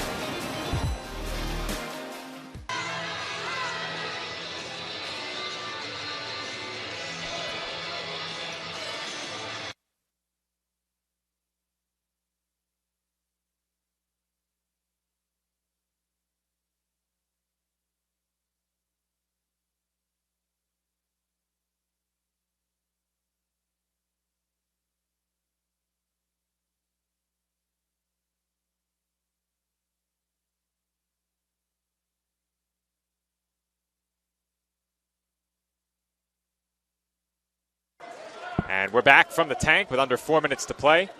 Dolphins with a 25-point lead. Eric Morgan Jr. at the line. He got that last bank shot to go through the contact from Jordan McAllister. Firebirds are in the bonus as that pass was tipped. McAllister races up the floor. The Dolphins now have numbers. Hargrave to the rim. Can't finish. But Oyakonmi banks in the putback. What a beautiful play for the Dolphins. Broken up there, missed shot. Oyakonmi cleaning up. Oh, my goodness. A lot on that pass. Not sure who that one was for. I think we had a foul. And we did. Foul charge number 2, Sean Hargrave, is first. Lots of fouls here, Joe, in the last 2 to 3 minutes. I was not sure how that ball wound up over there, but I think the foul assisted it. Most likely. Love how all the players just ducked instead of trying to catch it. And this game has come grinding to a halt. Yeah. It was going very smoothly until the last, like I said, 2 to 3 minutes. Lots of fouls, a couple of timeouts here and there. We've had plenty of fouls the entire half.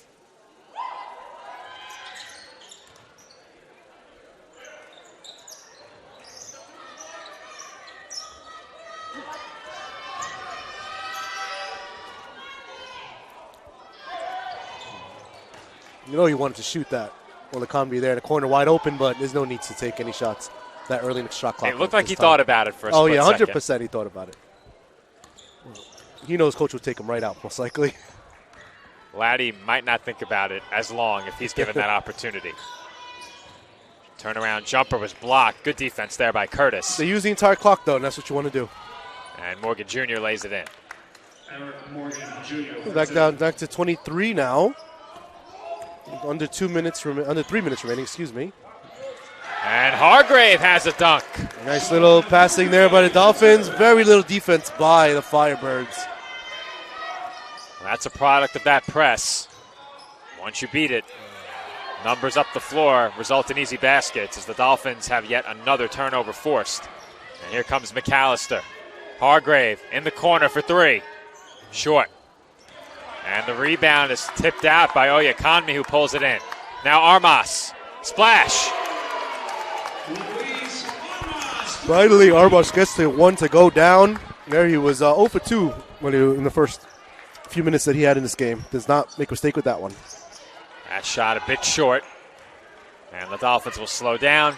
The Firebirds will ease off the press. And UDC will foul. Oh my God. So I think it was a timeout, actually. I think you're right. Timeout substitution. Timeout for substitutions. Yep. McAllister out, Goldstein in. I thought that was a foul too, honestly. I think the timing of the whistle made it appear that way. Exactly. Those whistles. I was about to lock eyes with an official and shake my head, Sal.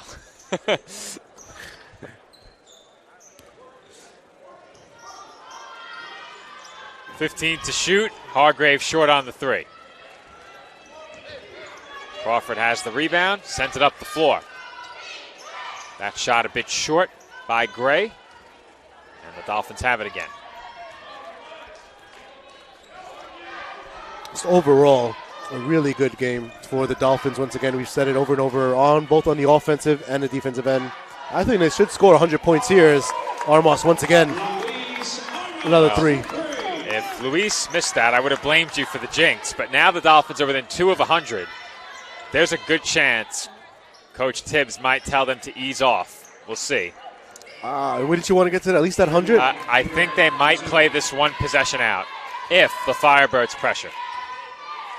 And they're playing defense, so I think CSI will try and score. That's a foul. Goldstein to the rim, and he can't finish for the 100 points. Well, they're going to score quickly here, at least try to. And a charge is called. Good defense by Laddie once again, sacrificing his body. Yep. Did a very good job all day, all long song. His third, team's ninth.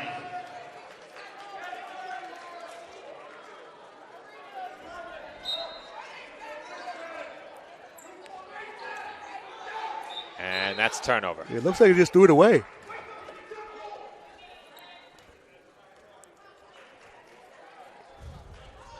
Or not. And indeed it is a turnover. It is, yes. Must admit my attention was focused on the Dolphins bench. Under a minute to play. Morgan Jr. for three. No good. Looked like he might have gotten fouled there, but no call was made. We'll see if the Dolphins try and score here. They might just take one last shot at the end of the shot clock here. But I'm not certain they will. It looks like they're going to be allowed to play by their coach. As though he's telling them not to shoot. Laddie left open for three. No good. And that will be the final shot attempt of the game. No, for the Joe, I Dolphins. don't believe in jinxes. I might have jinxed it. You just might have. The commentator's jinx is very real as that three-pointer won't go. And that'll do it. Hold it here. So the Dolphins will win it, 98-69, a huge win in conference play for the College of Staten Island as they knock off their 2023 ECC playoff opponent, the University of the District of Columbia, winning by 29 points. In just a few moments, we'll be joined by our TLC Physical Therapy player of the game. I think we know who that's going to be. Sal spoiled it already, but Messiah Mallory will head over shortly. Yes, he will. Much deserved as well. Sal, you might have to go grab. We'll be right back. My path to a college degree would have been completely different had I not run Division II cross country for the University of Mount Olive. Having an athletic and academic scholarship was key for my success. Our coaches were really helpful with balancing out my academics and athletics. I decided to attend graduate school because I wanted to become an athletic director. Receiving the postgraduate scholarship through the NCAA provided me with the flexibility to choose the school that I wanted. So now I know that I can accomplish any goal that I set for myself. And we're joined on the floor by our TLC Physical Therapy post-game player of the game, Messiah Mallory. Messiah, still plenty of work to do for you and your team this year, but you scored 1,000 career points today. You got to share that moment with all of your teammates who are over here giving you high fives and handshakes right now. How good did it feel to get that timeout called, to get over to the bench and share that moment with your team? It felt really good. It was a moment I'll never forget, and I'm really grateful for my teammates and my coaching staff for making it possible. And we won, so that just makes it that much better. Now, we saw you crack a half smile on the bench. Now we got you to crack a smile on the broadcast, so that's great. Obviously, not only did you reach that career milestone, but a big win for you and your team today. UDC knocked you off in the playoffs last year. How good did it feel to get that win back here this afternoon and move to 5-1 in the conference? It felt really good. All the returners, we've been looking forward to this game since last year. It meant a lot to us. But the job's still not done. We got a lot more to do, and yeah. Best of luck the rest of the way, Messiah. Congratulations. We look forward to seeing what's in store for you and the team. Thank you. All right. Thank you to Messiah Mallory, our TLC Physical Therapy post-game player of the game. My name is Joe Foreman. I've been on the call alongside Sal Caruso. When we come back in just about 15 minutes, we will have the McDonald's pregame show ahead of our women's basketball contest. CSI takes on the University of the District of Columbia coming up next.